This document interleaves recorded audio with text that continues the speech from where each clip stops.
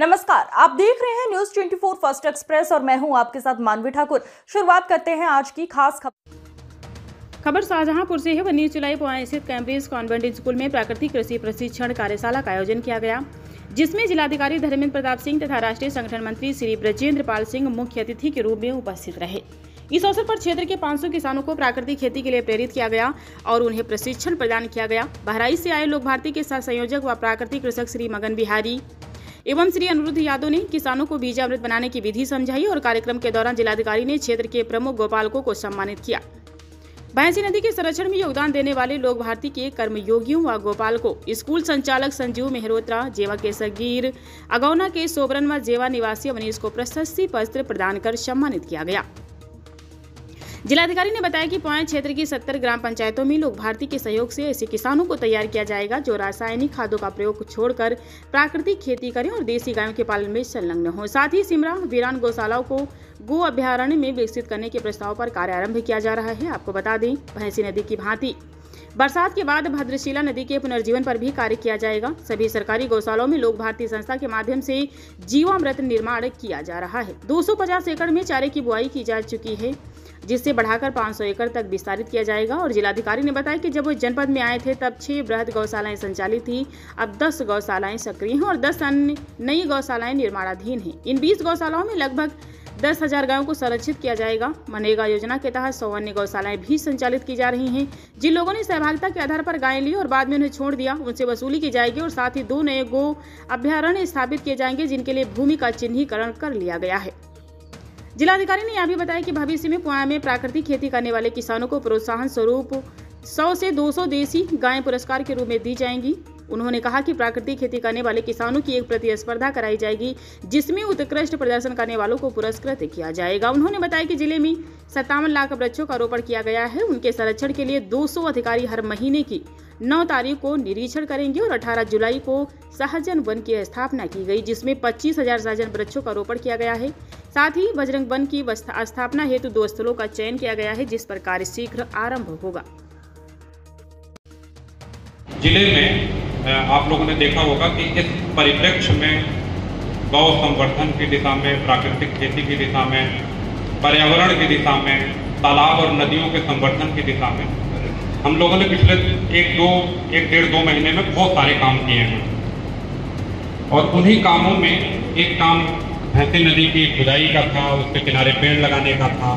और मैं बार बार बोलता हूँ, जैसे कल हम लोगों ने सहजन वन में 25,000 सहजन के पेड़ लगाए, तो मैं अपने सरकारी अधिकारियों कर्मचारियों से भी बार बार बोलता हूँ कि कोई भी कार्यक्रम जब तक उसमें पब्लिक का पार्टिसिपेशन नहीं होगा, जन भागीदारी नहीं होगी, लोग खुद खड़े नहीं होंगे। आप देखिए कि जब हम लोगों ने भैंसी नदी शुरू किया था तो सभी लोगों ने ये बताया था कि साहब 35-36 किलोमीटर है, और जब उसकी फाइनली खुदाई हुई तो उसकी लंबाई 56 किलोमीटर निकली जितनी खुदी। और सबसे जो अच्छा पार्ट था उसमें कि एक भी मिनट मशीन को आपके लोगों ने खड़े नहीं होने दिया। इसलिए ये काम हम लोग 20 दिन के अंदर, 18 दिन के अंदर कर पाए। अन्यथा क्या होता कि मशीन खड़ी रहती, सरकारी आदमी देख रहा है, नहीं देख रहा है, फर्जी बिल बना रहा है, पता नहीं क्या क्या कर रहा है, और ये काम कभी पूरा नहीं होता। तो मैं अपनी ओर से आप सभी लोगों को, जो लोग हमारे साथ इस पूरे कार्यक्रम में जुड़े हुए थे भैंसी नदी में, सभी को मैं यहाँ से एक साधुवाद देता हूँ। और सभी लोगों को बहुत उसी तरह से भद्रशिला नदी की भी पूरी तरह से खुदाई करेंगे और उसको भी उसी प्रकार से पुनर्जीवित करने का कार्य किया जाएगा जिस तरह से भैंसी नदी को किया गया। जितनी हमारी गौशालाएं हैं सरकारी, उन सभी गौशालाओं में भी अगले 2 से 3 दिन में जीवामृत और घन जीवामृत बनाए जाने का एक ट्रेनिंग का कार्यक्रम आयोजित लोक भारती के माध्यम से ही किया जा रहा है। और उन गौशालाओं से भी आपको जीवामृत और बाकी जो भी गोबर और गौमूत्र वगैरह जिनको भी आवश्यकता होगी उसकी सप्लाई की जाएगी। ये बहुत अच्छा सुझाव आपने दिया कि उसके बदले में आप लोग चारा दे जाइए, तो दे जाइए तो बहुत ही अच्छा है, लेकिन न दे जाइए तो भी ले जाइए और यूज करिए उसको। एटलीस्ट पूरे जिले की जो चारागाह हमारे हैं, हम चारागाहों को अपने गौशालाओं से अटैच कर रहे हैं। और आज की डेट में लगभग 100 हेक्टेयर यानी कि लगभग 250 एकड़ चारागाहों में इस समय चारा बोने का कार्य इस समय हो रखा है। और इसको हम लोग बढ़ा करके लगभग 500 एकड़ करने वाले हैं बहुत जल्दी। उससे फायदा क्या होगा कि जो गौशालाएं हमारी हैं उनको चारा आराम से मिलेगा। कुछ ऐसी व्यवस्था में हम लोग बनाने की कोशिश कर रहे हैं कि कुछ लोगों को चारागाह प्रोवाइड कर दें चारा बोने के लिए, और उसमें से जितनी हमको आवश्यकता है वो हमको दें, और बाकी उसको बाकी लोगों को बेच करके या बाकी लोगों को दे करके उसका पूरा का पूरा एक इकोनॉमिक सिस्टम क्रिएट हो जाएगा। आप लोगों ने देखा होगा कि पिछले 3 महीने पहले पूरे जिले के सभी स्कूलों में गीता का एक कार्यक्रम कराया गया था, गीता के कॉम्पिटिशन कराए गए। उसमें मैंने ये देखा कि जब हम लोग कुछ कॉम्पिटिशन के दृश्य से कराते हैं और उसमें कुछ इनाम की घोषणा करते हैं तो पार्टिसिपेशन बहुत बड़ा हो जाता है। लगभग 2.5 लाख बच्चों ने गीता के कंपटीशन में भाग लिया था, और मुझे ये कहते हुए बिल्कुल हिचक नहीं है कि करीब 1 लाख बच्चे जरूर ऐसे होंगे जिनको कम से कम 20 से लेकर 50 तक गीता के श्लोक कंठस्थ हैं और उनका अर्थ जो उनको याद है। और उसी श्रेणी में अगला इसका जो गीता का अगला जो कंपटीशन है वो 31 अक्टूबर को फिर से मेरे द्वारा रखा गया है, और अब की बार कैटेगरीज बढ़ाई गई है। उसमें आम जनता के लिए भी कैटेगरी खोली गई है, जो स्कूलों के टीचर हैं उनके लिए भी खोली गई है, और हर कैटेगरी में बहुत अच्छे इनामों की घोषणा की गई। तो मेरी ये इसी को ध्यान में रखते हुए मेरे दिमाग में अभी आया जब आप लोग ये बात कर रहे थे कि पुआया ब्लॉक में जब हम ये प्राकृतिक खेती का कार्यक्रम करेंगे तो इसमें हम लोग अच्छी खेती करने वालों को गाय देने की एक योजना ला सकते हैं।